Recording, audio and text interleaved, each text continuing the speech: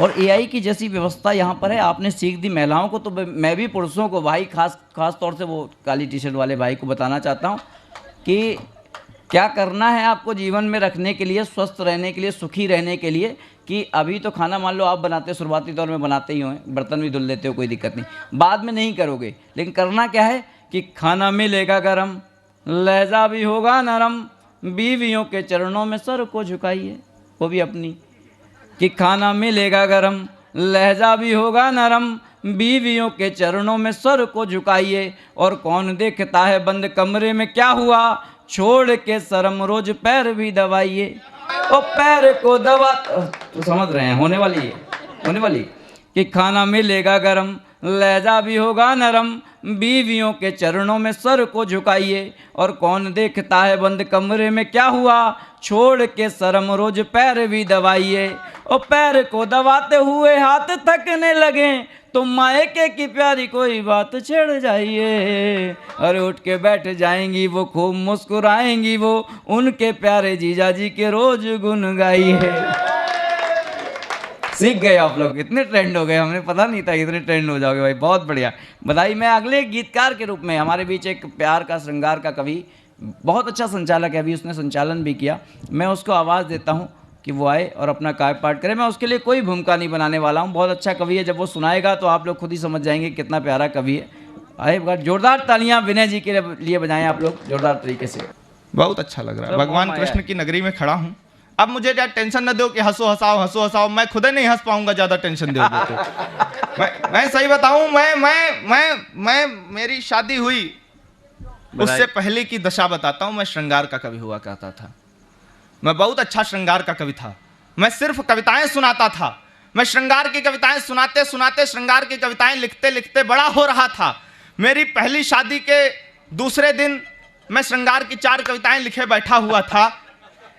मैं पहली शादी के दूसरे दिन श्रृंगार की 4 कविताएं लिखे बैठा हुआ था। मेरी पत्नी कमरे में आती है, रूप सज्जा की गुणवान सुशीला नारी, देख करके मन मोह जाता है। मैं 4 कविताएं और लिखने लगता हूँ। वो बाथरूम में जाती है, मुंह धुलती है, वापस आती है। बहुत बढ़िया, बहुत बढ़िया मेरा, बहुत बढ़िया। कहा गया ये बैठी हैं दीपा मैडम, कहा गया कि ये स्त्रियां शक्ति का और सौंदर्य का स्वरूप है, शक्ति का और सौंदर्य का स्वरूप है, शक्ति का सौंदर्य का स्वरूप है, शक्ति का सौंदर्य। ये शक्ति का न सौंदर्य का किसी का स्वरूप नहीं है भाई साहब, ये सिर्फ धोखे का स्वरूप है। बहुत बढ़िया।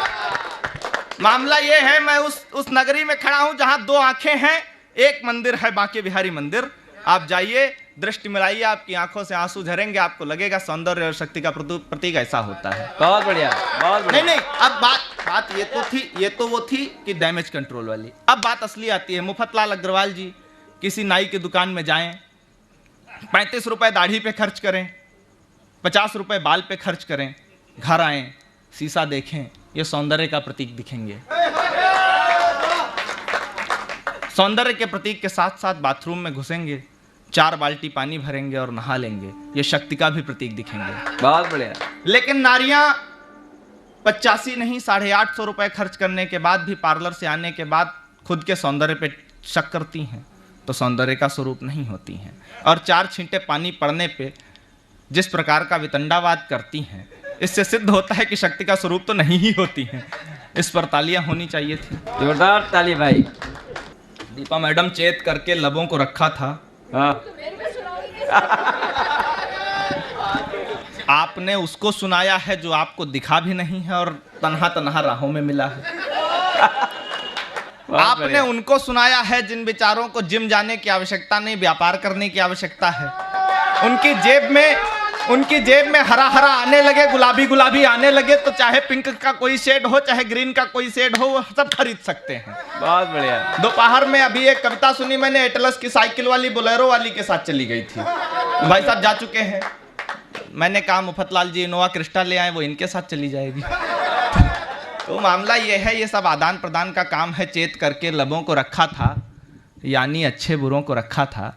चेत करके लबों को रखा था, यानी अच्छे बुरों को रखा था।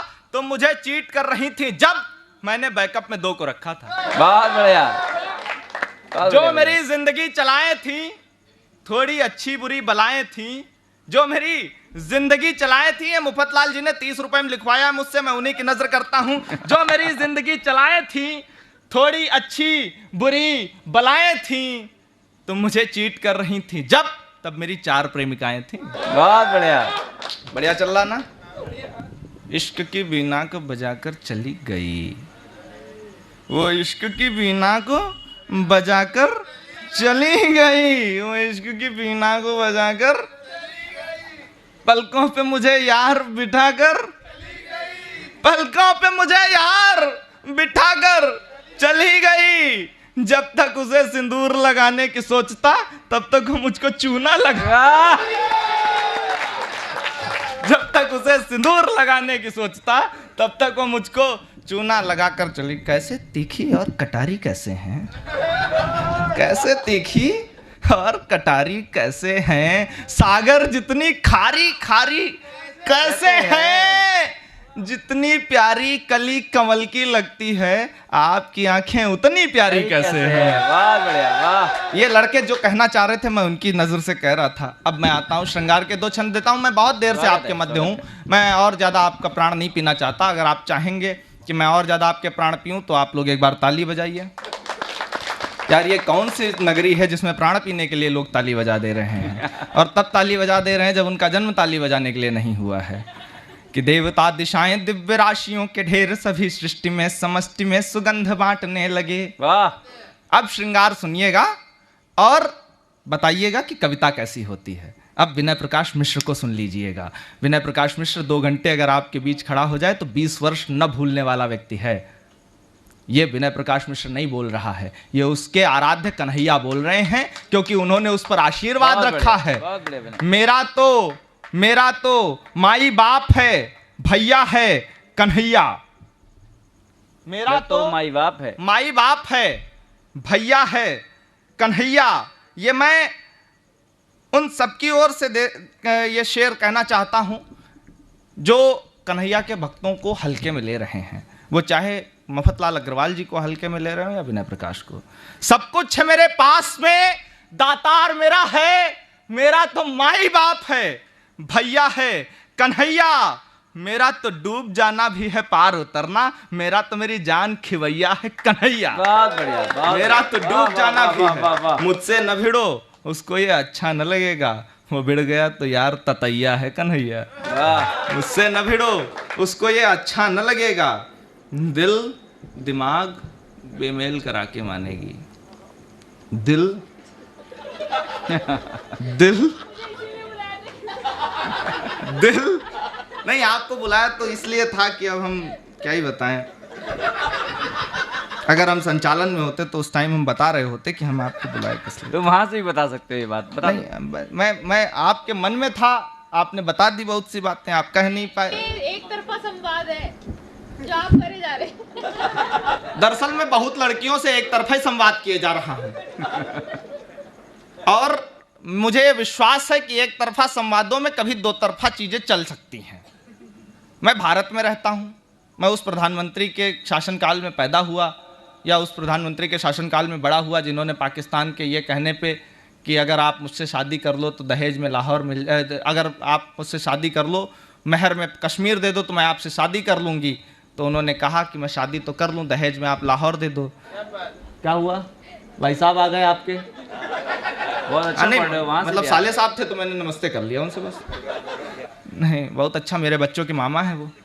नहीं, बंदर मामा होता ही है, बच्चों के हो चाहे हमारे हो, बच्चों के ही हैं। एक बार जोरदार तालियां बजाइए तो हम। अच्छा, दिल दिमाग बेमेल करा के मानेगी। दिल दिमाग बेमेल करा के मानेगी, कौनो कर्रा खेल करा के मानेगी, और जिसकी खातिर चश्मा पोछे बैठे हो, चच्चा सुन लो, जेल करा के मानेगी। बहुत बढ़िया। जिसकी खातिर चश्मा, वाह क्या दादा, ये कविता थोड़ी थी। देवता दिशाएं दिव्य राशियों के ढेर सभी सृष्टि में समष्टि में सुगंध बांटने लगे। अब कविता से जुड़िएगा। आपने इतनी देर जितनी तालियां बजाई उससे दुगनी तालियां चाहता हूं कविता के विषय में।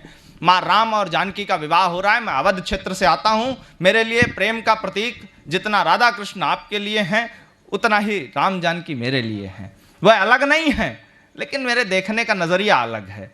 आपके राधा कृष्ण हंसी ठिठोली में ज़्यादा विश्वास करते हैं और मेरे राम और जानकी विश्वास करने में ज़्यादा विश्वास करते हैं कि देवता दिशाएं दिव्य राशियों के ढेर सभी सृष्टि में समष्टि में सुगंध बांटने लगे, रूप रंग रश्मियों के मेघवन चले और इंद्रदेव मिथिला के द्वार चांपने लगे कि रघुनाथ हाथ में उठाने लगे वरमाल, नारद आदि ओम स्वस्ति स्वस्ति वाचने लगे और घड़ी घड़ी घड़ी नियर आने लगी ब्याह की तो झूम झूम झूम महादेव नाचने लगे घड़ी घड़ी। अब आपको समझ आ गया होगा राम जानकी विवाह के छंद पढ़ने की परंपरा में था। अंतिम छंद दे रहा हूं, अपना स्थान ले रहा हूं।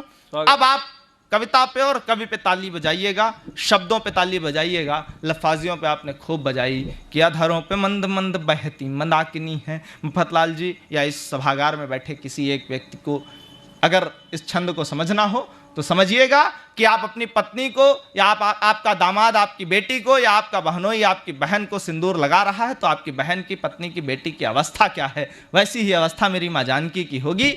उस अवस्था की ओर खींचता हूं, कविता की भाषा में बात करता हूं।